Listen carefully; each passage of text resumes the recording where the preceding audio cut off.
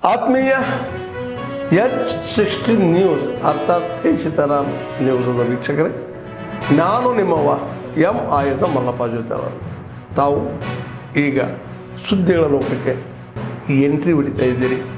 ಈ ಸುದ್ದಿಗಳನ್ನು ಪ್ರತಿಯೊಂದು ನೋಡೋ ಜೊತೆಗೆ ನಿಮ್ಮ ಅಭಿಪ್ರಾಯಗಳನ್ನು ಹೊಸ್ತಾ ಇದೆ. ಯಾಕಂದರೆ ಈ ಸುದ್ದಿಗಳು ನಿಮಗಾಗಿ, ನಿಮ್ಮ ಬದುಕಿಗಾಗಿ, ನಿಮ್ಮ ವೈಚಾರಿಕಗಾಗಿ, ನಿಮ್ಮ ತಿಳುವಳಿಕೆಗಾಗಿಯೂ ನಿಮಗೂ ಗೊತ್ತು. ಜೊತೆಗೆ ನಮಗೂ ನಿಮ್ಮೊಂದಿಗೆ ಇದೊಂದು ಮಾತಾಡುವಂಥ ಜೊತೆಗೆ ಸುದ್ದಿಗಳನ್ನು ಬಿಡುವಂಥ ಕೆಲಸ. ಈ ಕೆಲಸದಲ್ಲಿ ನಾವು ನಿಮ್ಮೊಂದಿಗಿದ್ದೀವಿ ಅಂತ ಹೇಳ್ತಾ ನೋಡ್ತಾ ಇರಿ ಸುದ್ದಿಗಳನ್ನು. ಹೆದ್ದಾರಿಯಲ್ಲಿ ಟೋಲ್ ಮಾಡಬೇಕು ಅಂತ ರಾಜ್ಯ ಸರ್ಕಾರ ಹೊರಟಿದೆ. ನಾವಾಗಲೇ ಹಿಂದೆ ಪ್ರತಿಭಟನೆ ಮಾಡಿದ್ದೀವಿ. ಅದು ಸರ್ಕಾರ ತಾತ್ಕಾಲಿಕ ಈಗಾಗಲೇ ಮತ್ತೆ ಮುಗಿಸಿದ ಶುರು ಮಾಡಿದ್ದಾರೆ. ಈಗ ಸ್ಥಳೀಯ ಜನಪ್ರತಿನಿಧಿಗಳಿಗೆ ಅದ್ರ ಬಗ್ಗೆ ಸ್ವಲ್ಪ ಕಾಳಜಿ ಇಲ್ಲ ಅಂತ ಕಾಣ್ತಾ ಇದೆ. ಈಗ ಮಧುಗಿರಿಯಲ್ಲಿ ನಮ್ಮ ರಾಜನವರು ರೂಲಿಂಗ್ ಮಾಡಿದ್ದಾರೆ. ಅಲ್ಲಿ ಒಂದು ಟೋಲ್ನ ಸ್ಟಾಪ್ ಮಾಡಿದ್ರು. ದೇವರುದ್ರದಲ್ಲಿ ಕರಿಯಮ್ಮ ಅಂತ MLA ಹೋಗಿ ಟೆಂಟ್ ಹಾಕಿದೆ, ಮಲಿಕೊಂಡಿದ್ದು ಟೋಲ್ನ ಕೆಲಸ ಮಾಡಿದ್ರು.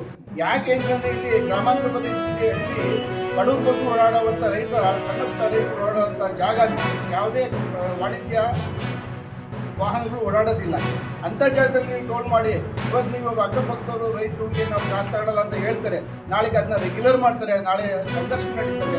ಆದ್ದರಿಂದ ದಯವಿಟ್ಟು ಈಗ ಅವೈಜ್ಞಾನಿಕವಾದ ಟೋಲ್, ಈಗ ರಸ್ತೆ ಅವೈಜ್ಞಾನಿಕ ಇದೆ, ಯಾವುದೋ ಕ್ರಮಬದ್ಧವಾಗಿ ರಸ್ತೆ ಮಾಡಿಲ್ಲ. ಆದ್ದರಿಂದ ಅಂತಹ ರೋಡ್ನ ದಯವಿಟ್ಟು ನಾವು ಏನು ನಮ್ಮ ಗುಬ್ಬಿ ತಾಲೂಕು ಎಲ್ಲ ರೈತ ಮುಖಂಡರುಗಳು ಮತ್ತು ಪ್ರಗತಿಪರ ಚಿಂತನೆಗಳು, ಪಕ್ಷಾತೀತವಾಗಿ ಎಲ್ಲ ನಾಯಕರುಗಳು ಸೇರಿ ದೊಡ್ಡ ಮಟ್ಟದಲ್ಲಿ ಏನು 27/10/2025 ದೊಡ್ಡ ಮಟ್ಟದಲ್ಲಿ ಹೋರಾಟ ಮಾಡುವಂಥ ತೀರ್ಮಾನ ತಗೊಂಡಿದ್ದೀವಿ.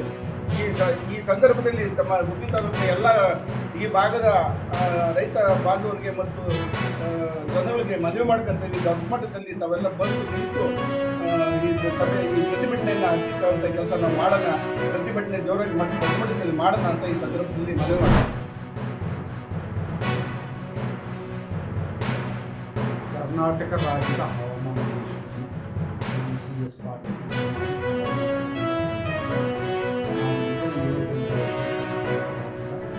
ಹವಾಮಾನ ಇಂದು ಕರಾವಳಿ ಜಿಲ್ಲೆಗಳಲ್ಲಿ ದಕ್ಷಿಣ ಒಳನಾಡಿನ ಉತ್ತರ ಒಳನಾಡಿನ ಜಿಲ್ಲೆಗಳಲ್ಲಿ ಪ್ರಮುಖವಾಗಿ ಕೋಟಾ, ಉಡುಪಿ ದಕ್ಷಿಣ ಕನ್ನಡ ಈಗಿರುವ ಹವಾಮಾನದ ಸಿನಾಪ್ಟಿಕ್ ಸ್ಥಿತಿ ಅರಬ್ಬಿ ಸಮುದ್ರದ ಕರಾವಳಿಯ ತೀರದಲ್ಲಿ ಸರ್ಕ್ಯುಲೇಷನ್ 5.5 ಇರುವುದರ ಹಿನ್ನೆಲೆಯಲ್ಲಿ ಅಕ್ಟೋಬರ್ 18ರಂದು ಈ ಭಾಗದಲ್ಲಿ ಇದರ ಪ್ರಭಾವದಿಂದ ಕರಾವಳಿ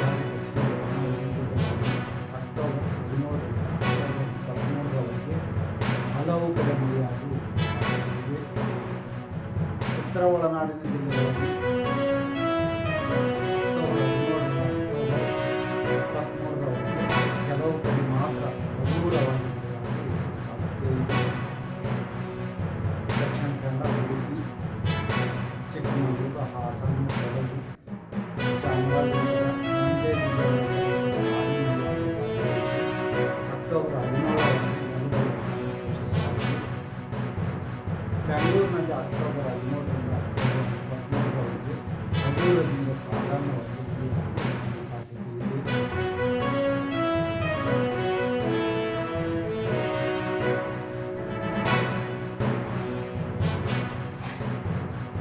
ಅವರಿಗೆ ಯಾರೋ ಪೋಸ್ಟ್ ಮಾಡಿದ್ದವರು ಅವ್ರನ್ನ ಅರೆಸ್ಟ್ ಮಾಡಿ ರಾಷ್ಟ್ರದಲ್ಲಿ ಅರೆಸ್ಟ್ ಮಾಡ್ಕೊಂಡು ಕರ್ಕೊಂಡು ಬಂದಿದ್ದಾರೆ. ಅವ್ರ ಮೇಲೆ ಏನು ಕ್ರಮ ತಗೋಬೇಕು, ಕಾನೂನು ಪ್ರಕಾರ ಕ್ರಮ ತಗೊಳ್ತಾರೆ. ಮತ್ತು ಅವರಿಗೆ ಎಲ್ಲ ರೀತಿಯ ಭದ್ರತೆಯ ವ್ಯವಸ್ಥೆಯನ್ನು ಕೂಡ ಮಾಡಿದ್ದಾರೆ.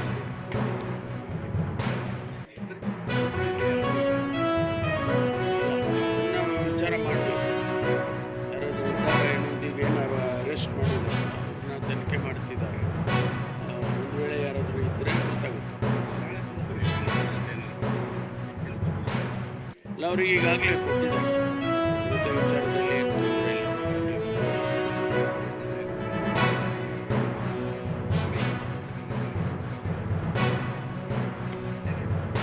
ಅಲ್ಲ, ಈ ಖಾಸಗಿಯಾಗಿ ಯಾರಾದರೂ ಕಾರ್ಯಕ್ರಮ ಮಾಡಬೇಕಾದ್ರೆ ಮತ್ತು ಧಾರ್ಮಿಕ ಕಾರ್ಯಕ್ರಮಗಳು ಆ ಜಾಗದಲ್ಲಿ ಸರ್ಕಾರಿ ಸ್ಥಳಗಳಲ್ಲಿ ಮಾಡಬೇಕಾದ್ರೆ ಅದನ್ನು ನಿಷೇಧ ಮಾಡಿ ಅಂದರೆ ಅಥವಾ ಪರ್ಮಿಷನ್ ತಗೊಳ್ಳಿ ಅಂತೇಳಿ ಹಿಂದೆ 2013ರಲ್ಲೇ ಆದೇಶ ಮಾಡಿದ್ದಾರೆ. ಅವತ್ತು ಜಗದೀಶ್ ಶೆಟ್ಟರು ಮುಖ್ಯಮಂತ್ರಿಗಳಾಗಿದ್ದಂಥ ಸಂದರ್ಭದಲ್ಲಿ ಇತ್ತೀಚೆಗೆ ನಾವು ಅದನ್ನೇನು ಎನ್ಫೋರ್ಸ್ ಮಾಡೋಕ್ಕೆ ನಮ್ಮ ಸರ್ಕಾರ ಬಂದ ಮೇಲೆ ಎನ್ಫೋರ್ಸ್ ಮಾಡಿ ಅದೆಲ್ಲ ಮಾಡೋಕ್ಕೆ ಹೋಗಿರಲಿಲ್ಲ. ಈಗ ಇತ್ತೀಚೆಗೆ ಕೆಲವು ಸಂಘಟನೆಗಳು ಅದನ್ನು ದುರುಪಯೋಗ ಮಾಡ್ಕೊಳ್ತಾರೆ ಹಾಗೆ ಅಂತೇಳಿ ಅದು ಹಿಂದಿನ ಆದೇಶವೂ ಇದೆ ಅಂತೇಳಿ ನಿನ್ನೆ ಕ್ಯಾಬಿನೆಟಲ್ಲಿ ತೀರ್ಮಾನ ಮಾಡಿ ಶಾಲಾ ಕಾಲೇಜುಗಳು ಧಾರ್ಮಿಕ ಸ್ಥಳಗಳು ಇವುಗಳನ್ನೆಲ್ಲನೂ ಕೂಡ ಖಾಸಗಿಯವರಿಗೆ ಕೊಡಬಾರ್ದು ಅಂಥೇಳಿ ಒಂದು ತೀರ್ಮಾನ ಕ್ಯಾಬಿನೆಟ್ ಮಾಡಿದೆ. ಕುಣಿಗಲ್ ವ್ಯಾಪ್ತಿಯ ಕುಣಿಗಲ್ ಬಸ್ ಸ್ಟ್ಯಾಂಡಿನ ಹಿನ್ನೆಲೆಯಲ್ಲಿ ಸಾಕಷ್ಟು ಗೊಂದಲಗಳನ್ನು 2 ದಿನದಿಂದ ನೋಡಿದ್ದಂಥ ಹಿನ್ನೆಲೆಯಲ್ಲಿ ನಮ್ಮ DC ಆದಂಥ ಚಂದ್ರಶೇಖರ್ ಅವರು ಸಹ ಬಂದಿದ್ದಾರೆ. ಕುಣಿಗಲ್ಗೆ ಕರೆಸಿದ್ದೇನೆ.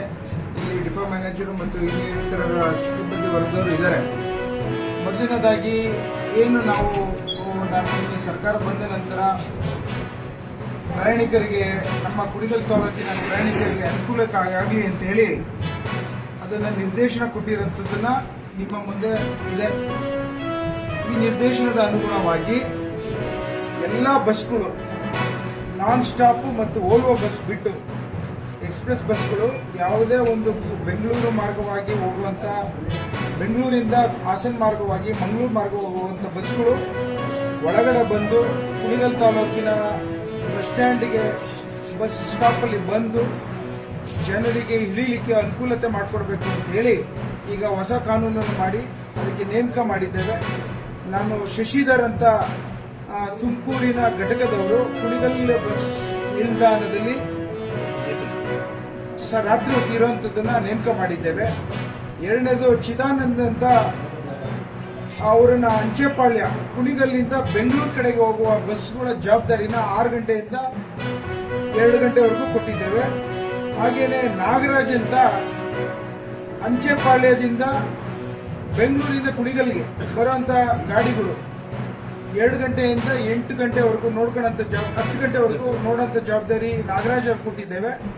ಹಾಗೆ ಮತ್ತವರು ನಾಗರಾಜ್ ಅವರು ತುಮಕೂರಿನ ಒಂದೇ ಘಟಕದವರು ಆಲಪ್ಪನ ಗುಡ್ಡೆಯಲ್ಲಿ ಆ ಸ್ಥಳದಲ್ಲಿ ಇದ್ದು 6 ಗಂಟೆಯಿಂದ ರಾತ್ರಿ 12 ಗಂಟೆವರೆಗೂ ನೋಡುವಂಥ ಒಂದು ನಿಯೋಜನೆಯನ್ನು ಮಾಡಿದ್ದೇವೆ. ಆದ್ಮೇಲೆ ಎಲ್ಲ ಸುದ್ದಿಗಳನ್ನು ನೋಡಿದ್ರಲ್ಲ, ಏನು ಅನಿಸ್ತು ನಿಮಗೆ? ಇದರಲ್ಲೇ ನಿಮ್ಗೆ ಲೈಕ್ ಆಗಿರ್ಬೋದು, ಡಿಸ್ಲೈಕು ಆಗಿರ್ಬೋದು, ಕಾಮೆಂಟ್ ಬೇಡಪ್ಪ ಅಂತೂ ಅನಿಸಿರ್ಬೋದು, ಕಾಮೆಂಟ್ ಮಾಡಬೇಕಪ್ಪ ಅನಿಸಿರ್ಬೋದು, ಶೇರ್ ಮಾಡಬಾರ್ದಪ್ಪ ಅನಿಸಿರ್ಬೋದು, ಅದು ಮಾಡಬೇಕು ಅನಿಸಿರ್ಬೋದು. ಏನಾದರೂ ಆಗಲಿ ಶೇರ್ ಮಾಡ್ತಾಯಿರಿ, ಈ ನ್ಯೂಸ್ಗಳನ್ನ ಹಂಚ್ತಾ ಇರಿ, ಜೊತೆಗೆ ಇದಕ್ಕೆ ಸಬ್ಸ್ಕ್ರೈಬ್ ಆಗ್ತಾಯಿರಿ ಅಂತ ಹೇಳ್ತಾ H16 ನ್ಯೂಸ್ ಅರ್ಥಾತ್ ಹೇ ಸೀತಾರಾಮ್, ಇದು ಸತ್ಯದ ಕೈಗೆ ನಡಿ. ವಂದನೆಗಳು.